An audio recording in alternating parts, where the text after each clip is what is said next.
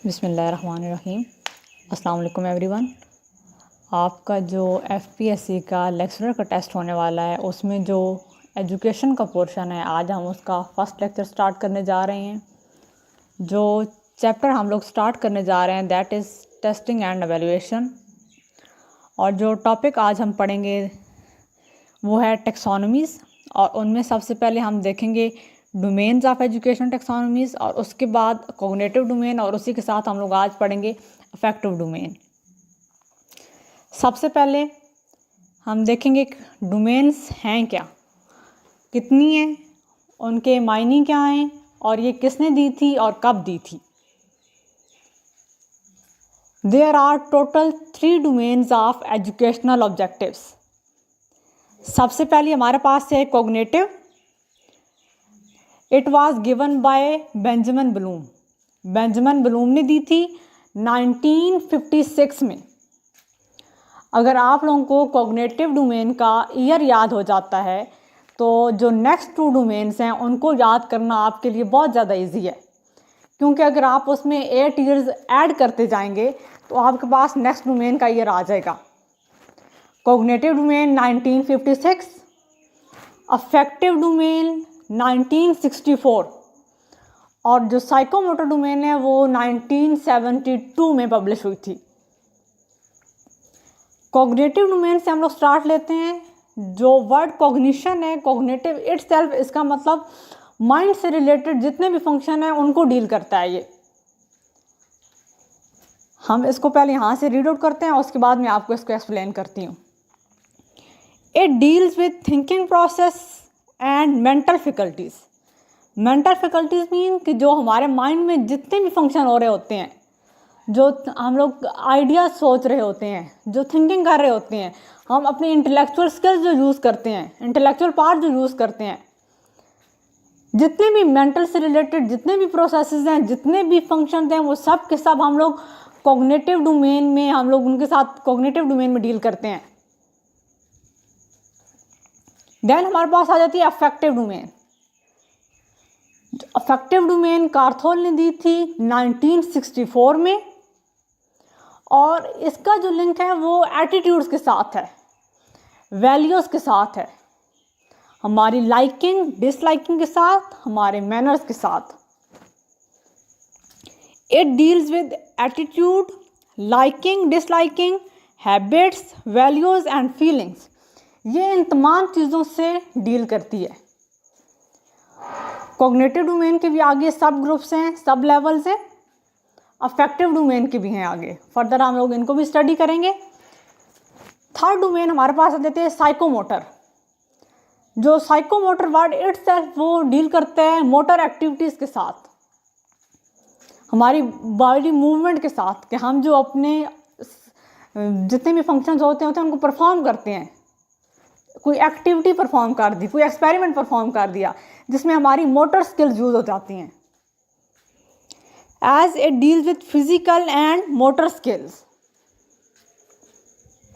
3 main domains हैं educational objectives की।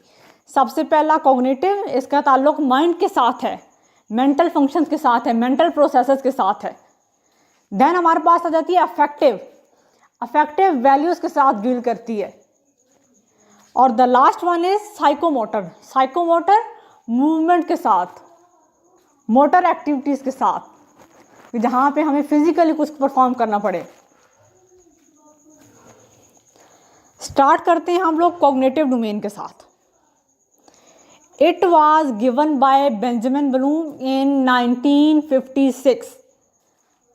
1956 में बेंजामिन ब्लूम ने दी थी कॉग्निटिव डोमेन। आप लोग उसके बाद इस पिक्चर पे फोकस करें तो आपको आइडिया होगा कि किसके साथ डील करती है। कॉग्निशन के साथ, यानी कि हमारे head, thinking and mental skills के साथ। ये इसके की वर्ड्स हैं। अगर आप इनको याद रखेंगे तो पेपर अटेम्प्टेशन आपके लिए ज़्यादा आसान हो जाएगी। उसके बाद हम देखते हैं जी, इसके टोटल 6 सब ग्रुप्स हैं। इनको लेवल भी बोला जाता है। ये भी पूछा जा सकता है कि कॉग्निटिव डोमेन के टोटल कितने लेवल हैं या टोटल कितने सब ग्रुप्स हैं। टोटल जो सब ग्रुप्स हैं वो 6 हैं।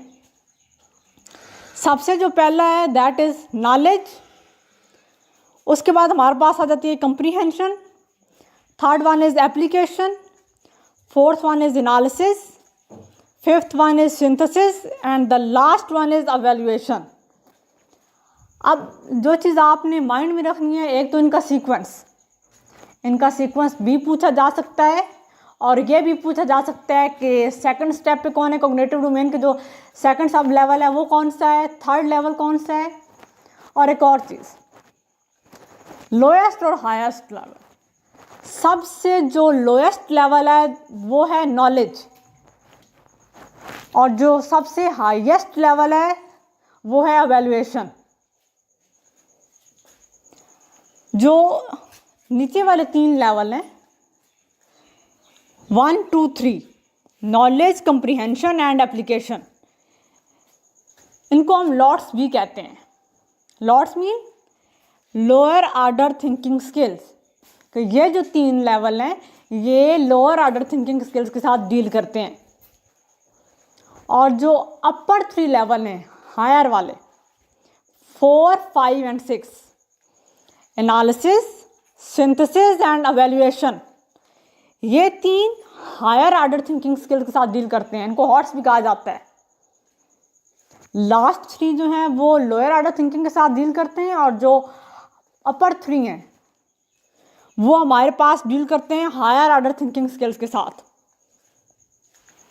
सबसे लास्ट में एक मैंने आपको उसमें लिखा है, उस पर आप देखें ज़रा।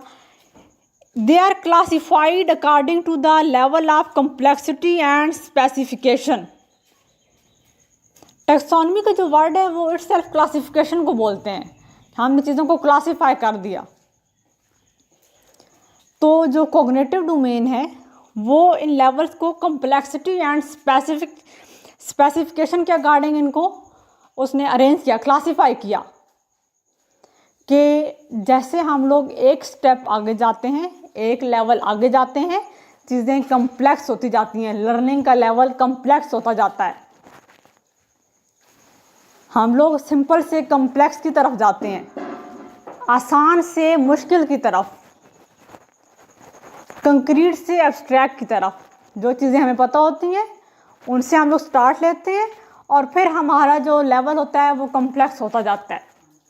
जैसे जैसे हम लोग वो लेवल हम लोग कंप्लीट करते जाते हैं, आगे जाते हैं, नेक्स्ट स्टेप पे मूव करते हैं, तो वो मज़ीद कम्प्लेक्स हो जाता है। टोटल 6 लेवल्स हैं। इनका सीक्वेंस आपने लाजमी याद रखना है और वो पूछा जा सकता है।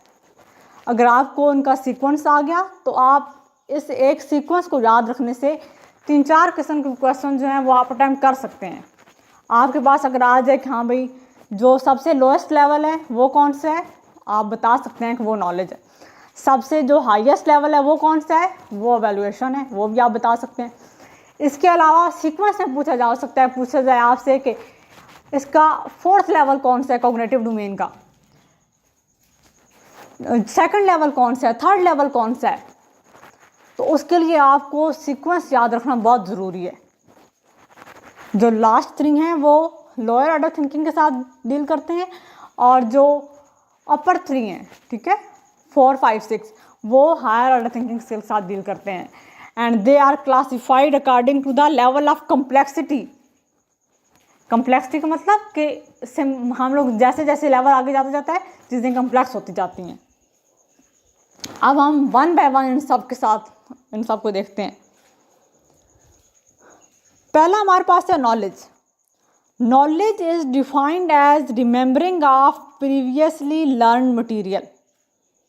सबसे लोएस्ट लेवल है और इसमें जो मेन फंक्शन क्या होता है, रिमेंबरिंग का।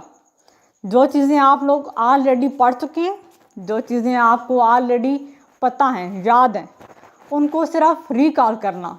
जो चीज़ें आपको मेमोराइज्ड हैं, आपकी मेमोरी में हैं, उनको आपने सिंपल रिकॉल करना होता है, रिमेंबर करना होता है। It is the lowest level of learning. यहाँ पे एक एग्जांपल लिखी गई है, state the law of conservation of mass. Simple, आपने कभी डेफिनेशन याद की, सिंपल उसको आपने लिख देना है। इसमें जो मोस्टली क्वेश्चन आते हैं वो यही आते हैं, डेफिनेशन पूछ ली जाती है, किसी चीज़ के नाम पूछ लिए जाते हैं। उसके बाद जो सेकंड लेवल है that is comprehension. Comprehension is defined as the ability to grasp the meaning of material. अब कंप्रीहेंशन का मेन फंक्शन क्या है? जो चीज़ें हाईलाइट हुई हैं आप उन पे प्लीज़ फोकस कीजिएगा, ये आपके लिए बहुत हेल्पफुल होंगी, ना सिर्फ इनको याद रखने में बल्कि पेपर भी अटैम्प्ट करने में. Ability to grasp the meaning of the material. Knowledge में तो हम लोग सिंपली इन्फॉर्मेशन रिकॉल कर रहे होते हैं. अब नेक्स्ट लेवल आ गया, चीज़ें थोड़ा सा कम्प्लेक्स हो गई. हमने सिर्फ रिकॉल नहीं करनी, हमने उनको अंडरस्टैंड भी करना है. It requires understanding of the material. Mostly जो कंप्रीहेंशन लेवल के जो क्वेश्चन आ जाते हैं कि टीचर मोस्टली दे देते हैं translate this passage from English to Urdu. अब इंग्लिश टू उर्दू में ट्रांसलेट करने के लिए पहले आपको उस पैराग्राफ की समझ आना ज़रूरी है, अंडरस्टैंडिंग होना ज़रूरी है. जब तक आप उस चीज़ को अंडरस्टैंड नहीं करेंगे आप उसको ट्रांसलेट नहीं कर सकते. आपको उसके मायने नहीं पता होंगे, आप किस तरह से ट्रांसलेशन कर सकते हैं. कंप्रीहेंशन पैसेजेस दिए जाते हैं कि आपको पैराग्राफ दिया गया है, नीचे उससे रिलेटेड 3-4 किस्म के सवालात हैं, क्वेश्चन दिए गए हैं. आप सबसे पहले उस कंप्रीहेंशन पैसेज को अच्छे से पढ़ें, गौर से पढ़ें, ताकि आपको वो समझ आ जाए, आपका अंडरस्टैंडिंग डेवलप हो जाए. आफ्टर दैट आप वाकई उस काबिल हो जाते हैं. जब आपको उसका मायने समझ आ गया, उसकी अंडरस्टैंडिंग डेवलप हो गई, तभी आप उसको आंसर कर सकेंगे जो नीचे क्वेश्चन दिए गए होते हैं. अगर आपको समझ नहीं आया तो आप रॉन्ग अटैम्प्ट करके आ जाते हैं. फिर एग्जाम्पल भी इसको देख लेते हैं. Explain the Newton third law of motion. Level थोड़ा सा कम्प्लेक्स हो गया, सिर्फ डिफाइन नहीं करना आपने यहाँ पे Newton third law of motion, आपने उसको एक्सप्लेन भी करना है, डिस्क्राइब भी करना है वो होता क्या है. अब आ जाते हैं थर्ड लेवल पे, that is application. Application is the ability to use learned material in new and concrete situation. मतलब कंप्रीहेंशन से भी कम्प्लेक्स चीज़ें आपने लर्न भी कर ली, आपको आपकी अंडरस्टैंडिंग भी डेवलप होगी. आपको एक न्यू सिचुएशन दी जाती है, एक न्यू प्रॉब्लम दी जाती है, तो it requires application of previously learn material. जो वर्ड एप्लीकेशन है वो इट सेल्फ आपको बता रहा है ना कि आपकी जो प्रीवियसली जो आपने लर्न किया है मटेरियल, आपने उसको अप्लाई करना है. अपनी पिछली नॉलेज है, अपनी अंडरस्टैंडिंग है, उसको आपने अप्लाई करके यूज़ करके नया सोल्यूशन फाइंड करना है उस प्रॉब्लम का. It requires application of rules, principles, laws and theories. जो चीज़ें आप लोगों ने लर्न की हैं, अंडरस्टैंड की हैं, उनको अप्लाई करें. एग्जाम्पल देख लेते हैं. By using Pythagoras theorem find the value of सी.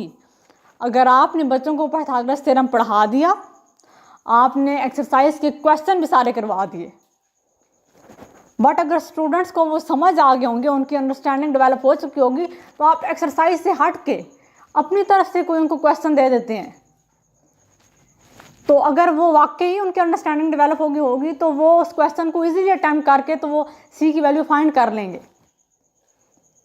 उन्होंने सिर्फ जो प्रीवियसली लर्न मटेरियल है उसको एक नई सिचुएशन में, नई प्रॉब्लम में उसको सिर्फ यूज़ करना है. तो एप्लीकेशन का जो हमारे पास लेवल है वो अप्लाइंग से डील करता है, चीज़ों को अप्लाई करने में. जो प्रीवियसली लर्न मटेरियल होता है उसको आपने अप्लाई करना होता है. 3 लेवल है जो लोअर ऑर्डर थिंकिंग स्किल के साथ डील करते हैं. Knowledge, comprehension and application. Knowledge जो है हमारे पास वो रिमेम्बरिंग से रिलेटेड है, कंप्रीहेंशन अंडरस्टैंडिंग से रिलेटेड, और जो एप्लीकेशन है वो अप्लाइंग से रिलेटेड, जहाँ पे आपने चीज़ें अप्लाई करनी होती हैं. अब आ जाते हैं उससे नेक्स्ट लेवल पे. अब ये एप्लीकेशन से भी थोड़ा सा कम्प्लेक्स हो जाएगा. Analysis. Analysis refers to the ability to break down material into components to understand its organizational structure. आपके पास एक चीज़ होल फॉर्म में मौजूद है, कंप्लीट, आपने उसके स्ट्रक्चर को जानना है कि ये किन किन चीज़ों से मिलकर बनी है, कौन कौन से अज्जा से, कौन कौन से कंपोनेंट से। आप क्या करेंगे, उसको ब्रेक डाउन करेंगे डिफरेंट पार्ट्स में। आगे से इसको पढ़ लेते हैं, उसके बाद आपको मैं ऐसी एग्जांपल से समझाती हूँ। Level of learning is higher than that of comprehension and application. ये लेवल हम लोगों ने जो पिछले पढ़े उनसे थोड़ा सा ज़्यादा कम्प्लेक्स है, हायर है। एग्जाम्पल देख लेते हैं। It analyse the structure of plants. आपने बच्चों को पढ़ाना है स्ट्रक्चर ऑफ प्लांट्स, उसको एनालाइज करना है, तो आप क्या करेंगे, आपके पास जो प्लांट है वो हमारे पास होल फॉर्म में मौजूद है, तो टीचर उसके डिफरेंट कंपोनेंट्स में उसको डिवाइड कर देंगी, उसके रूट सेपरेट कर देंगी, उसके लीव सेपरेट कर देंगी, स्टेम सेपरेट कर देंगी। उसके बाद बच्चों को बताएंगी कि जो एक प्लांट होता है वो कितने कंपोनेंट से मिलके बना होता है, कौन कौन से उसके बेसिक कंपोनेंट्स हैं। फ्लावरिंग प्लांट्स जो होते हैं उनमें यही चीज़ें मौजूद होती हैं, जो नॉन फ्लावरिंग होते हैं उसमें यही कंपोनेंट्स होते हैं। तो वो उनको कैसे पता चला, उन्होंने उस चीज़ को ब्रेक डाउन किया, डिफरेंट पार्ट्स में डिवाइड करके उन्होंने उसको स्टडी किया, तो उससे उन्हें प्लांट के स्ट्रक्चर के बारे में पता चला। तो एनालिसिस में हम क्या डील करते हैं, तज्जिया किससे करते हैं, उसके हर एंगल से देखने के लिए उसको डिफरेंट पार्ट्स में हम लोगों ने डिवाइड कर दिया। उससे जो नेक्स्ट लेवल है that is synthesis. Synthesis refers to the ability to put parts together to form a new whole. इसमें बात करते हैं हम क्रिएशन की, to create something new. Different parts को, डिफरेंट कंपोनेंट्स को इकट्ठा करके एक जगह पे उनको हमने एक नई शक्ल दे देनी है, एक न्यू फॉर्म दे देनी है। It may leads to the formation of new pattern और स्ट्रक्चर। एग्जाम्पल में हमारे पास आ जाती है क्रिएटिव राइटिंग। मिसाल के तौर पे टीचर ने बच्चों को डिस्क्रिप्टिव राइटिंग के बारे में बताया, डिस्क्रिप्टिव राइटिंग कैसे होती है, उसके जितने भी एस्पेक्ट्स हैं, उसके जो फर्स्ट इंट्रोडक्टरी पैराग्राफ होता है उसको आपने कैसे स्टार्ट लेना होता है, आपने जो आपका टाइटल है उसके बारे में थोड़ा सा इन्फॉर्म देनी है, आप इंफॉर्मेशन देनी है, आपने जो ऑडियंस है उनकी अटेंशन कैच करने के लिए वो कौन कौन सी चीज़ें, कौन कौन से फैक्ट्स, कौन कौन सी इंफॉर्मेशन उसमें डालेंगे। उसके बाद जो आपकी मेन बॉडी होती है उसमें टीचर उसको बताएंगे कि हाँ भाई इसमें आपने जो आपका टाइटल है, आपका जो टॉपिक है उसको आपने डिफरेंट एग्जांपल के साथ, डिफरेंट फैक्ट्स और फिगर के साथ आपने उस डाटा को सपोर्ट करना होता है। And the last one is conclusion, कि आपने उसको कैसे कंक्लूड करना है। इसी तरह से अगर हम बात करें लेटर्स की, एप्लीकेशन की, तो वो टीचर उनको डिफरेंट पार्ट्स में उनको टीचर बता देती हैं कि हाँ भाई फर्स्ट में जो उसकी जो सबसे पहले इन्फॉर्मेशन होती है उसमें हम ये चीज़ लिखते हैं, मेन बॉडी में ये लिखते हैं, जो इख्तितामिया होता है, जो उसका क्लोजर होता है, उसमें हम लोग किस तरीके से हम लोग डील करते हैं। टीचर ने सारे एस्पेक्ट्स पढ़ा दिए। अब टीचर उनको बोलते हैं कि you have to create something new. आपको किसी भी टॉपिक पे एक डिस्क्रिप्टिव ऐसे लिखें, तो यहाँ पे स्टूडेंट्स की एबिलिटी थोड़ा सा वो चेक की जाती है कि वाकई ही वो सारे पार्ट्स को इकट्ठा करके एक नई चीज़ बना सकते हैं या नहीं। उनकी जो एनालिसिस में हमें बताया ना कि वो डिफरेंट पार्ट्स में किसी चीज़ को एनालाइज करने के लिए उस चीज़ को डिफरेंट पार्ट्स में डिवाइड करते हैं। वो तो टीचर ने उनको बता दिया कि जो हम लोग एसेज लिखते हैं वो इन चीज़ों से मिलकर बनते हैं। अब सिंथेसिस में students are required to write something new, they have to create. यहाँ पे क्रिएशन चेक की जाती है, क्रिएटिव स्किल्स चेक की जाती हैं। जो चीज़ आपको पढ़ाई गई है अब आप उस चीज़ को मद्देनज़र रखते हुए एक नई चीज़ क्रिएट करें, एक न्यू फॉर्म बनाएं, नए पैटर्न बनाएं। उसके बाद हमारे पास आ जाती है evaluation. Evaluation is concern with the ability to जज द वैल्यू और worth of material like novel, report और पोएम। एवेल्युएशन का जो की वर्ड है दैट इज जजमेंट, किसी भी चीज़ की वैल्यू या वर्थ जानने के लिए हम लोग जो जजमेंट करते हैं। आगे इसको हम पढ़ते हैं, तो साथ में इसको एग्जांपल मैं आपको एंड में बताती हूँ। It is the highest level of learning outcome in cognitive hierarchy. जो कॉग्निटिव डोमेन है, कॉग्निटिव हायरार्की है, उसमें सबसे हाईएस्ट लेवल जो है वो एवेल्युएशन का है। And it requires critical thinking. यहाँ पे आपने जितनी भी चीज़ है उसको एक तनकीदी नुक्ते नज़र से देखना है, क्रिटिकल वे से। आपने उसके अच्छे और बुरे, जितने भी गुड और बैड एस्पेक्ट्स, उन सब पे फोकस करना है। कौन कौन सी उसकी स्ट्रेंथ्स हैं, कौन कौन सी उसकी वीकनेसेस हैं, तो वो एवेल्युएशन इन सब चीज़ों के साथ डील करती है।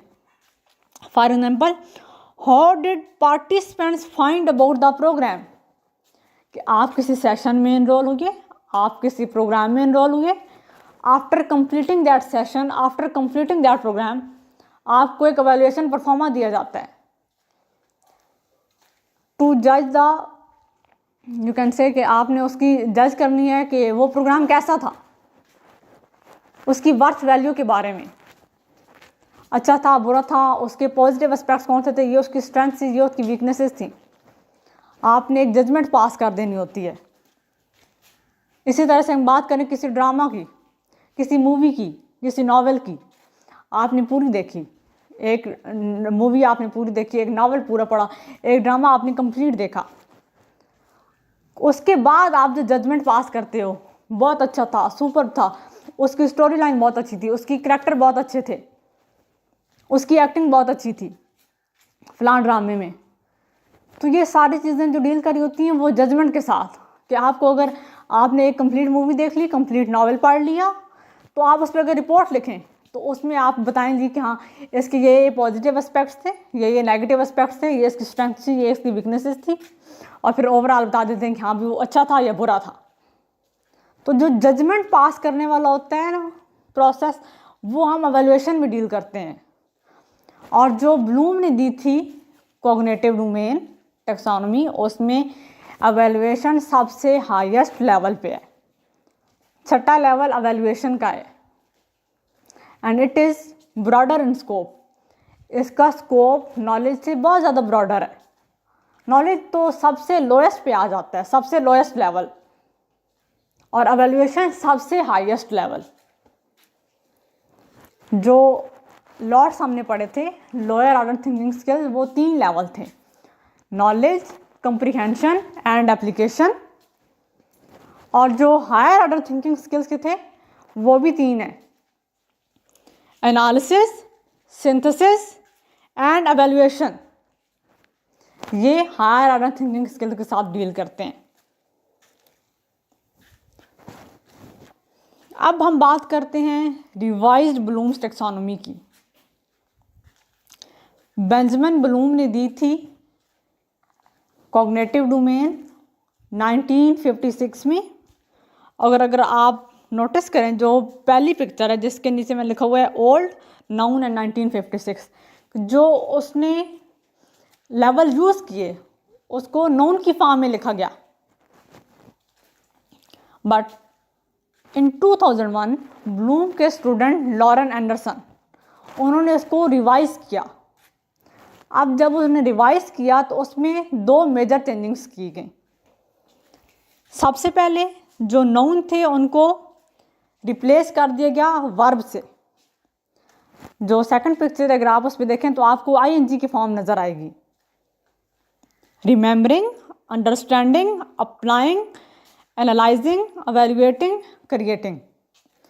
काम फंक्शन दोनों का सेम है, लेकिन पहला हमारे पास जो थे वो ओल्ड जो ब्लूम टेक्सोनोमी है वो हमारे पास डील कर रही थी नाउन के साथ। जो रिवाइज्ड ब्लूम टेक्सोनोमी है वो वर्ब के साथ डील करती है।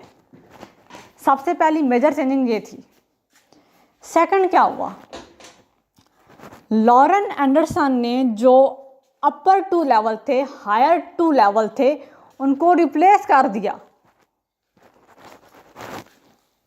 एवेल्युएशन जो ब्लूम की टेक्सोनॉमी ओल्ड जो थी उसमें सबसे हायर लेवल पे आ रहा था, छठे लेवल पे। उसमें हम बात कर रहे थे क्रिटिकल थिंकिंग की, क्रिटिकल स्किल्स की, और जो क्रिएटिव स्किल्स थी वो फिफ्थ लेवल था सिंथेसिस का। उसमें हम डील कर रहे थे कि हमने डिफरेंट पार्ट्स को मिला के एक न्यू होल बना लेना है, एक न्यू फॉर्म बना लेनी है।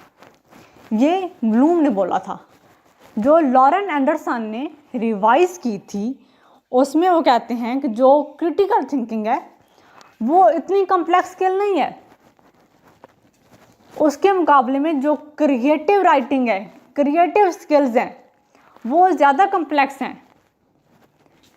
इनको जो ऑर्गेनाइज किया गया लेवल को, जिस सीक्वेंस में जाते हैं, इनको level of complexity and specification के अकॉर्डिंग ही क्लासीफाई किया गया था। तो लॉरेन एंडरसन के अकॉर्डिंग जो लास्ट 2 लेवल्स हैं वो फिट नहीं है। क्यों? क्योंकि ब्लूम की टेक्सोनॉमी में creative writing, creative skills 5th number पे पहले आ जाती थी क्रिटिकल थिंकिंग से, जबकि लॉरेन एंडरसन के अकॉर्डिंग जो रिवाइज ब्लूम टेक्सोनॉमी है उसमें वो कहते हैं जो क्रिएटिव स्किल्स हैं, क्रिएटिव थिंकिंग है, वो हमारे पास 6 लेवल है, और एवेल्युएशन को वो 5th पे लेके आ गए। आपने इसमें से चंद चीज़ें याद रखनी है। सबसे पहले कि वो रिवाइज किसने की थी? लॉरेन एंडरसन ने की थी 2001 में। 1990 पे इस पर काम होना स्टार्ट हुआ था, लेकिन जो पब्लिश हुई थी वो 2001 में। और अगर क्वेश्चन आए तो वो यही आता है, ईयर 2001 ही आता है, पूछा जाता है कि वो कब रिवाइज हुई थी। लॉरेन एंडरसन ने की थी और 2001 में। उसके बाद मेजर चेंज कि वो नाउन जो थे वो वर्ब के साथ रिप्लेस हो गए, और जो हायर ऑर्डर थिंकिंग स्किल्स थे उसके जो लास्ट 2 लेवल हैं उनको आपस में रिप्लेस कर दिया गया। क्रिएटिव सबसे आखिर में आ गया, और जो एवेल्युएशन था वो 5वें नंबर पे चला गया, 5th पे चला गया। ये 3 चीज़ें जो आपने याद रखनी है इसमें से। अब हम बात करते हैं next domain, that is affective domain. Affective domain Krathwohl ने दी थी 1964। अगर आपको बेंजामिन ब्लूम की जो टेक्सोनॉमी है उसका अगर ईयर याद हो तो इसको याद करना आपके लिए मुश्किल नहीं है। बेंजामिन ब्लूम ने जो कॉग्निटिव डोमेन दी थी वो 1956 में दी थी। उसमें आप 8 ईयर्स मोर ऐड करेंगे तो वो 1964 आ जाता है। तो ईयर याद करना इसके लिए इतना वो डिफ़िकल्ट नहीं होगा, सिर्फ आपने थोड़ा सा अपने माइंड में ये इस तरह की ट्रिक्स आप लोग बिठा लें याद रखने के लिए। It deals with heart, manners, attitudes and feelings. इन सब चीज़ों के साथ डील करती है ये, और 5 इसके सब ग्रुप्स हैं, 5 इसके लेवल्स हैं। कौन कौन से? सबसे पहले हम बात करते हैं, एंड से स्टार्ट लेते हैं, अटेंडिंग और रिसीविंग, सबसे पहला लेवल। उसके बाद उससे अगला लेवल हमारे पास आ जाता है रिस्पॉन्डिंग का। 3rd लेवल हमारे पास आ जाता है वैल्यूइंग। 4th वन हमारे पास आ जाता है organising, and the last one is characterising. ये 5 लेवल हैं अफेक्टिव डोमेन के, और इनको भी लेवल ऑफ कम्प्लेक्सिटी के अकॉर्डिंग ही क्लासीफाई किया गया है। अब हम 1 बाय 1 इनको हम लोग स्टडी करते हैं। पहला लेवल हमारे पास आ जाता है अटेंडिंग, इसको रिसीविंग भी कहा जाता है। It deals with the willingness to receive information. जो वर्ड विलिंगनेस है टू रिसीव इंफॉर्मेशन, ये हमारे जो सेंसेस हैं उनके साथ डील करता है। हम कोई भी चीज़, कोई भी मतलब इंफॉर्मेशन किस तरह से हासिल करते हैं? अपने सेंसेस को यूज़ करते हुए। कुछ चीज़ें हम ऑब्ज़र्व करते हैं, कुछ लिसन करते हैं, कुछ टच करते हैं, तो हम अपनी सेंसेस यूज़ करते हुए इंफॉर्मेशन रिसीव कर रहे होते हैं। तो सबसे पहला लेवल हमारी अटेंडेंस के, हम लोग वाकई ही कोई चीज़ सुनने के लिए विलिंग हैं या नहीं है, कोई इन्फॉर्मेशन लेने के लिए हम लोग रेडी हैं या नहीं है। हम अपने कान बंद कर लें, अपनी आंखें बंद कर लें, हम चीज़ें ऑब्ज़र्व नहीं कर सकते, हम चीज़ें लिसन नहीं कर सकते। तो ऑब्जर्वेशन के लिए, लिसनिंग के लिए, किसी भी चीज़ इन्फॉर्मेशन को रिसीव करने के लिए हमें सेंस ऑर्गन को यूज़ करना होगा। और विलिंगनेस, उसमें सबसे पहली चीज़ विलिंगनेस। आप नहीं चाहते आपको कोई इन्फॉर्मेशन मिले, कोई आपको नहीं ज़बरदस्ती बता सकता। तो पहला level willingness to receive information, सबसे पहला बेसिक भी है और बहुत इंपॉर्टेंट भी है। बाकी सारे लेवल उसके बाद आते हैं। For example, listen and announcement of A fourth coming meeting, यानी कि आपको किसी मीटिंग के बारे में बताया गया, अनाउंस किया गया। इसके अलावा कोई सेमिनार भी हो सकता है, कोई कॉन्सर्ट भी हो सकता है, और बहुत सारी ऐसी चीज़ें आ जाती हैं। तो सबसे पहले लिसनिंग आ जाती है, ठीक है। आपने उस अनाउंसमेंट को सुना, इंफॉर्मेशन रिसीव की। Then responding, willing response or active participation of learner, कि आपने जो इंफॉर्मेशन रिसीव की, आपने उस पर कैसा रिस्पॉन्ड दिया। आपने, इसकी एग्जांपल में ये चीज़ आ जाती है, आपने उसको रिप्लाई कैसे किया, आंसर कैसे किया, अप्रूव, ओबे और फाइंड प्लेयर। आपने उस चीज़ को, आपको खुशी मिली कि हाँ भाई वाकई हमारे लिए कोई इस तरीके की एक्टिविटी का अगेंस्ट के कंडक्ट होने वाली है, ठीक है। और बहुत सारी ऐसी चीज़ें हो जाती हैं। तो कैसा आपको फील हुआ, आपने कैसा उसको रिस्पॉन्ड किया। तो जो सेकंड लेवल है वो रिस्पॉन्डिंग के साथ डील करता है। थर्ड लेवल पे आ जाते हैं, that is valuing, the ability to see worth और value of something and express it.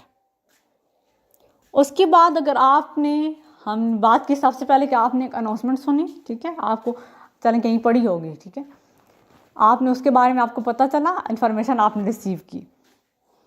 Second level पे आपने रिस्पॉन्ड किया, आपको खुशी हुई, ठीक है, आपने मतलब ओबे किया उस चीज़ को, ठीक हो गया, विलिंगनेस शो की, रिप्लाई किया, आंसर अपना दिया। थर्ड लेवल वैल्यूइंग, आपने उसको वैल्यू करना है। अब वैल्यू करने के लिए क्या करना पड़ेगा, आपको अपनी सपोर्ट शो करनी पड़ेगी, आपको अपनी पार्टिसिपेशन शो करनी पड़ेगी। अगर आप किसी एजुकेशनल सेमिनार के लिए विलिंग हैं, उसमें जाने के लिए, उसको अटेंड करने के लिए, तो आप उन तमाम एक्टिविटीज़ में भी आप लोग पार्टिसिपेट करेंगे जो कि उसको कंडक्ट करवाने के लिए की जा रही हैं। आप अपनी पार्टिसिपेशन भी शो करेंगे। हो सकता है आपको अच्छा लगे कि हाँ भाई मुझे बहुत सारे लोगों से मिलने का मौका मिलेगा, एक अच्छा प्लेटफॉर्म है, तो मुझे अपने आइडियाज़ भी शेयर करने का मौका मिलेगा। तो आप अपनी पार्टिसिपेशन के लिए भी तैयारियां करते हैं, प्रेपरेशंस करते हैं, बट वो सिर्फ उसी सूरत में होगा जब आप उसको वैल्यू करेंगे। अगर आप वैल्यू नहीं करेंगे तो आप आराम सुकून से घर बैठ के टीवी देख रहे होंगे, आपको क्या लगे कि वो कोई एजुकेशनल सेमिनार हो रहा है या कोई और भी चीज़ इस तरह से रिलेटेड। तो वैल्यू करने के बाद आपने, मतलब वैल्यू किस तरीके से करेंगे, आप अपनी सपोर्ट शो करेंगे, उसके लिए अपनी पार्टिसिपेशन शो करेंगे। देन हमारे पास आ जाता है प्रायोरिटाइजिंग। प्रायोरिटाइजिंग मतलब आपने अपनी तरजीहात सेट कर देनी। जो ऑर्गेनाइजेशन का लेवल है उसमें आपने अपनी तरजीहात सेट करनी है। Prioritising a value over another and create unique value system, means कि आपने अपनी, जितने भी आपके पास बहुत सारी चीज़ें पाइपलाइन में होंगी, आपने उसमें जो चीज़ आपके लिए बहुत ज़्यादा इम्पॉर्टेंट है, जिस चीज़ को आपने वैल्यू किया, उसको आप पहले नंबर पे ले आएंगे, सबसे पहले प्रायोरिटाइज कर देंगे। बाकी सब की अहमियत उसके बाद सेकेंडरी हो जाती है प्रायोरिटाइजिंग में, अगर ऑर्गेनाइजेशन में। एग्जाम्पल पढ़ते हैं, उसके बाद आपको मैं समझाती हूँ। Attending educational seminar rather than viewing television programme. आपके पास बहुत सारे ऑप्शंस हैं। एक जगह पे एजुकेशनल का सेमिनार होने वाला है, कोई एजुकेशनल कॉन्फ्रेंस होने वाली है, एक जगह पे किसी सिंगर का कॉन्सर्ट है, एक जगह पे सिनेमा में किसी मूवी का होने वाला है शो। बहुत सारे, आपने कोई नावल पढ़ना है, कोई मूवी देखनी है, आपके पास बहुत सारी चीज़ें पाइपलाइन में है। अपने वैल्यू सिस्टम के अकॉर्डिंग आपने इनमें से एक चीज़ को प्रायोरिटाइज कर देना है। जब आप एक चीज़ को, फॉर एग्जांपल आपने जो एजुकेशनल सेमिनार है उसको आपने पिक कर लिया, तो जो बाकी चीज़ें हैं उनकी इम्पोर्टेंस सेकेंडरी रह जाती है। जो एजुकेशनल सेमिनार है वो सबसे पहले आ जाता है। आपके पास इसमें बहुत सारी वैल्यू सिस्टम है, तो उनके आपने अपने बिलीव्स के अकॉर्डिंग, ठीक है, जिस चीज़ को आप वैल्यू कर रहे हैं आपने उसको प्रायोरिटाइज कर दिया, अपनी तरजीहात में शामिल कर दिया।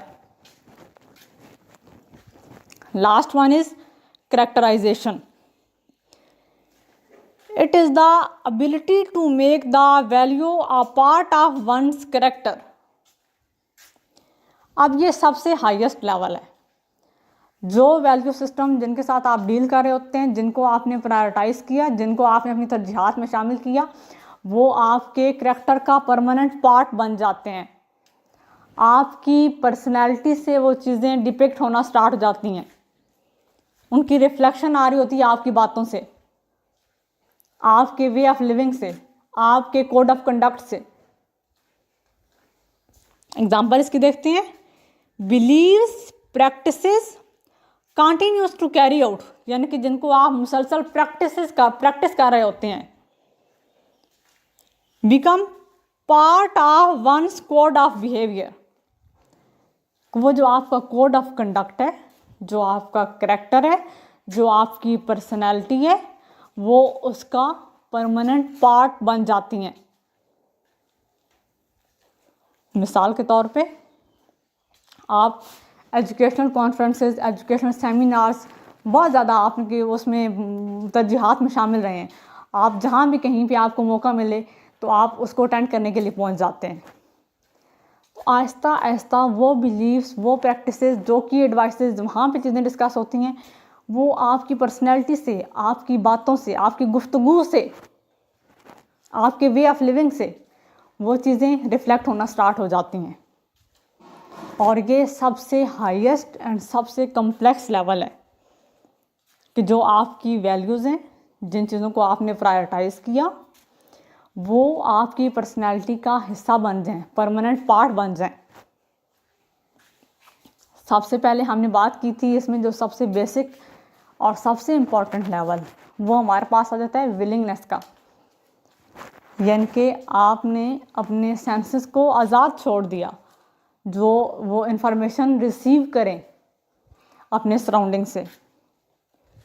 उसके बाद जो इन्फॉर्मेशन आपको रिसीव हुई, सेकंड चीज़ आपने उसको रिस्पॉन्ड करना है।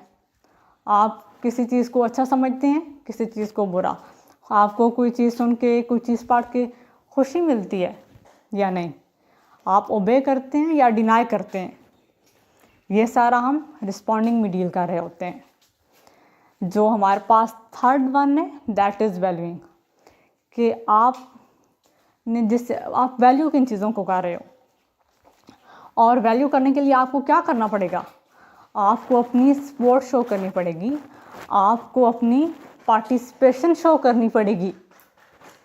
आप में जो उसके लिए जितनी भी एक्टिविटीज़ हो रही, कंडक्ट हो रही होंगी, आपने उसका एक हिस्सा बनना होगा।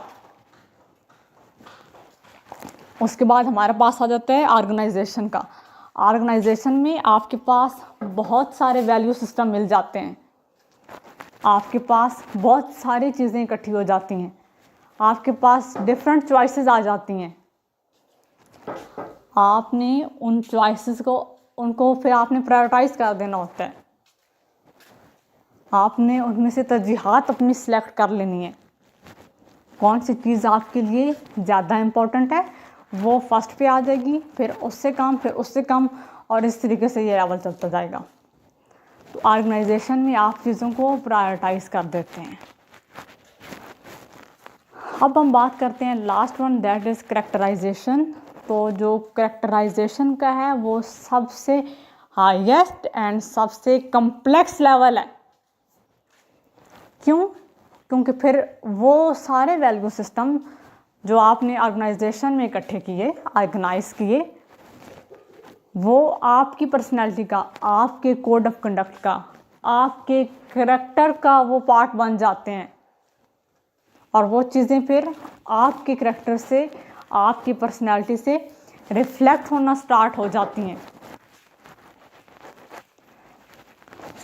तो ये इसका सबसे हाईएस्ट लेवल है। टोटल 5 हैं। हमने जो आज स्टडी किया वो कॉग्निटिव डोमेन और अफेक्टिव डोमेन। टोटल जो एजुकेशनल ऑब्जेक्टिव्स की जो टेक्सोनोमीज हैं उसकी टोटल 3 डोमेन्स हैं। कॉग्निटिव, उसके बाद हमारे पास आ जाता है affective and the last one is psychomotor. Cognitive का ताल्लुक कॉग्निशन यानी माइंड के साथ है, मेंटल फैकल्टीज़ के साथ, मेंटल प्रोसेसेस के साथ। उसके बाद हमारे पास आ जाता है एक अफेक्टिव। अफेक्टिव वैल्यूज़ के साथ डील करती है, एटीट्यूड्स के साथ डील करती है, बिलीव्स के साथ डील करती है। और उसके बाद आ जाती है साइकोमोटर।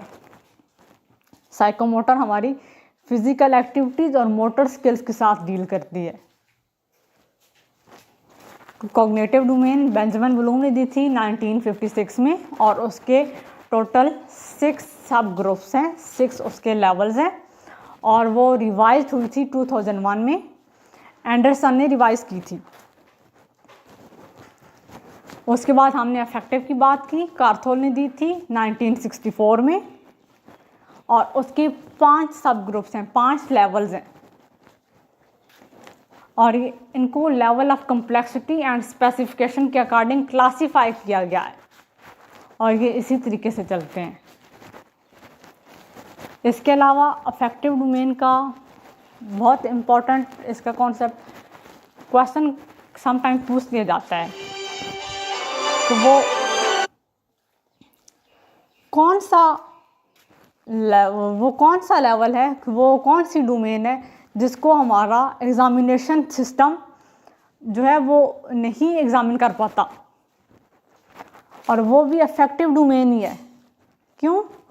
क्योंकि हम लोग वैल्यूज़ को, हमारा जो एग्ज़ामिनेशन सिस्टम है वो वैल्यूज़ को नहीं एग्ज़ामिन कर सकता, एटीट्यूड्स को नहीं एग्ज़ामिन कर सकता। हम बच्चों की कॉग्निशन चेक कर सकते हैं कि हाँ भाई बच्चे ने ये चीज़ लर्न कर ली है, ये चीज़ मास्टर कर ली है। साइकोमोटर डोमेन में भी हमने उनको कोई एक्सपेरिमेंट परफॉर्म करवा दिया, कोई एक्टिविटी परफॉर्म करवा दी, लेकिन उसमें हम लोग जो अफेक्टिव डोमेन है, हमारा एग्ज़ामिनेशन सिस्टम जो है वो अफेक्टिव डोमेन को नहीं एग्ज़ामिन कर पाता। तो प्लीज़ इस चीज़ को भी आप लोग माइंड में रखिएगा। Thank you so much everyone.